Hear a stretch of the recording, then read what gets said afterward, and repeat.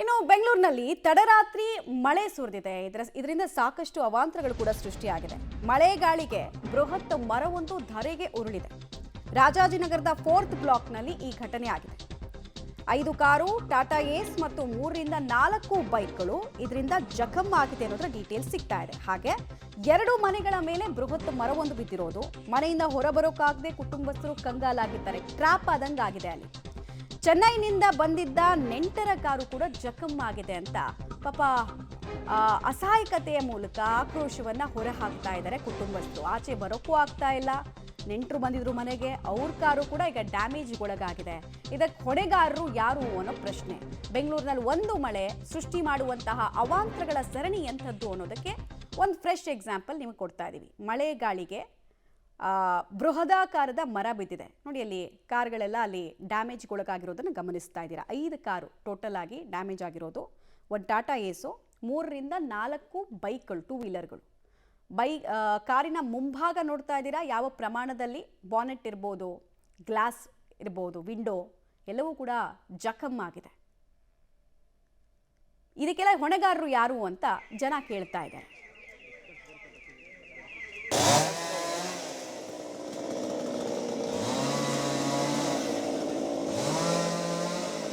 ನಗರದಲ್ಲಿ ರಾತ್ರಿ ಸುರಿದಂತಹ ಧಾರಾಕಾರ ಮಳೆಗೆ ಬೃಹತ್ ಮರವೊಂದು ಧರೆಗೆ ಉರುಳಿದೆ. ಅದು ಕೂಡ ರಾಜಾಜಿನಗರ 4th ಬ್ಲಾಕ್ನಲ್ಲಿ ಆಗಿರುವಂಥ ಘಟನೆ. ಇದು ಮರ ಗಮನಿಸ್ಬೋದು, ತುಂಬ ಹಳೆಯದಾದಂಥ ಮರ ಮತ್ತು ಸಂಪೂರ್ಣ ಬುಡ ಸಮೇತವಾಗಿ ಬೃಹತ್ ಮರ ಬಿದ್ದಿದೆ.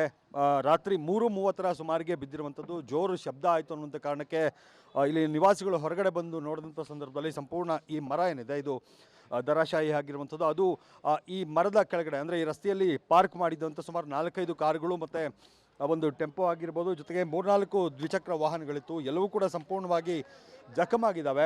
ಈಗ GBA ಅಧಿಕಾರಿಗಳು ಹಾಗೆ ಸಿಬ್ಬಂದಿಗಳು ಅಂದರೆ ತಡವಾಗಿ ಬಂದಿದ್ದಾರೆ ಅನ್ನುವಂಥ ಆಕ್ರೋಶ ಕೂಡ ಸ್ಥಳೀಯರು ವ್ಯಕ್ತಪಡಿಸ್ತಾ ಇದ್ರು.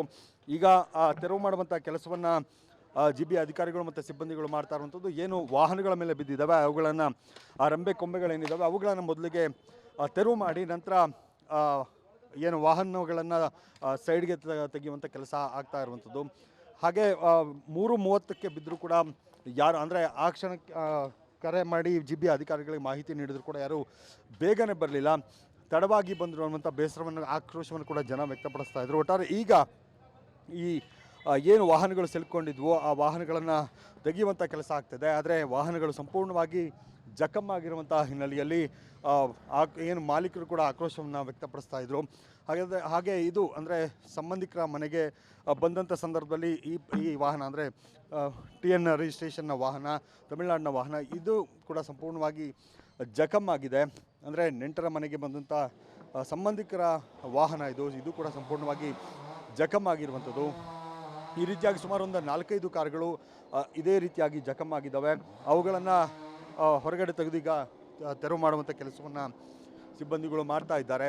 ಆದರೆ ಈ ರೀತಿಯಾಗಿ ಅಂದರೆ ಹಳೆಯ ಮರಗಳು ಅಥವಾ ಬೀಳುವಂಥ ಹಂತದಲ್ಲಿರುವಂಥ ಮರಗಳನ್ನು ಯಾಕೆ ಅಂದರೆ ಮೊದಲೇ GBA ಅಧಿಕಾರಿಗಳು ಅಥವಾ ಸಿಬ್ಬಂದಿಗಳು ಪರಿಶೀಲನೆ ಮಾಡುವಂಥ ಕೆಲಸವನ್ನು ಮಾಡಿದರೆ ಈ ಥರದ ಅನಾಹುತಗಳಾಗ್ತಾ ಇರಲಿಲ್ಲ. ಆದರೆ ರಾತ್ರಿ ಬಿದ್ದಿದ್ದರಿಂದ ದೊಡ್ಡ ಮಟ್ಟದ ಅನಾಹುತ ತಪ್ಪಿದೆ ಅನ್ನುವಂಥ ಮಾತನ್ನು ಕೂಡ ಜನ ಹೇಳ್ತಾ ಇದ್ರು. ಒಟ್ಟಾರೆ ಈ ರೀತಿಯಾದಂಥ ಪ್ರಕರಣಗಳು, ಅನಾಹುತಗಳು ಆಗದಂತೆ ಮರಗಳು ಏನು ಬೀಳುವಂಥ ಹಂತದಲ್ಲಿರುವಂಥ ಮರಗಳನ್ನು ತೆರವು ಮಾಡುವಂಥ ಕೆಲಸವನ್ನು ಮೊದಲೇ ಮಾಡಿದ್ರೆ ಈ ಥರದ ಅನಾಹುತಗಳು ಆಗೋದಿಲ್ಲ.